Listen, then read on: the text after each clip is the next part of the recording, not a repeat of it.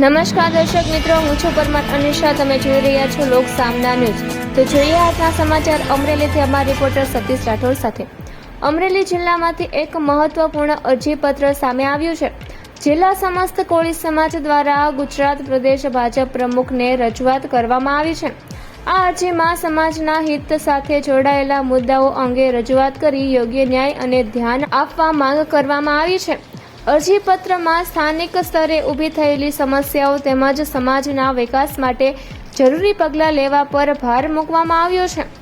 અરજીમાં જણાવ્યું છે કે સમાજના પ્રશ્નોને ગંભીરતાથી લઈ તાત્કાલિક ઉકેલ લાવવામાં આવે તેવી માંગ ઉઠી છે. સાથે જ આ મામલે યોગ્ય તપાસ કરી ન્યાય આપવામાં આવે તેવી પણ રજૂઆત કરવામાં આવી છે. હવે જોવાનું રહ્યું કે આ અરજી પર સંબંધિત તંત્ર અને નેતૃત્વનું શું પગલાં લે છે. રામજીભાઈ સાંકળ છે. હું ઓલ ઇન્ડિયા સિમેન્ટ મજદૂર મહાસંઘનો અધ્યક્ષ તરીકે કામ કરું છું, ભારતીય મજદૂર સંઘ. અમે આજે શ્રમ સંહિતા જે 4 શ્રમ સંહિતા છે 1/4/2026થી જે લાગુ કરવામાં આવ્યા છે એને વહેલા તકે લાગુ કરવામાં આવે અને શ્રમ કાયદામાં સખ્તીથી જે ઉદ્યોગોમાં લાગુ કરે એવી આવેદનપત્ર સાથે અમે લોકો કલેક્ટર ઓફિસે મળવા માટે આવ્યા હતા અને આવેદનપત્ર આપણે પાઠવેલ છે.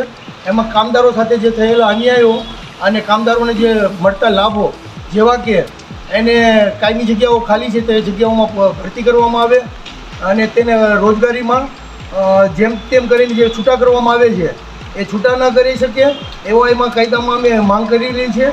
અને જુદી જુદી અમારી માંગણીઓ છે એ શ્રમ મંત્રાલય સુધી પહોંચે એવી વિનંતી સાથે અમે કલેક્ટર સાહેબને આજે આવેદનપત્ર આપેલ છે. મારું નામ ધીરુભાઈ મકવાણા, જિલ્લા કોળી ઠાકોર સમાજ અગ્રણી. આજરોજ અમે કલેક્ટર કચેરી અમરેલી ખાતે આવેદનપત્ર આપવા આવ્યા છીએ. અને આવેદનપત્રનો હેતુ એવો છે કે તાજેતરમાં સ્થાનિક સ્વરાજ્યની ચૂંટણી દરમિયાન બનાસકાંઠાના સાંસદ ગેનીબેન ઠાકોર વિરુદ્ધ પ્રદેશ ભાજપ પ્રમુખ શ્રી જગદીશ વિશ્વકર્માજીએ બેફામ નિવેદન કર્યું અને નારી શક્તિ તેમજ સમગ્ર કોળી ઠાકોર સમાજનું અપમાન કર્યું છે. અને એવું બોલવામાં આવ્યું છે કે ગેનીબેનના સાડીના પલ્લુ નીચેથી આપણે મત ખેંચી આવીએ અને આપણા પક્ષને મજબૂત બનાવીએ.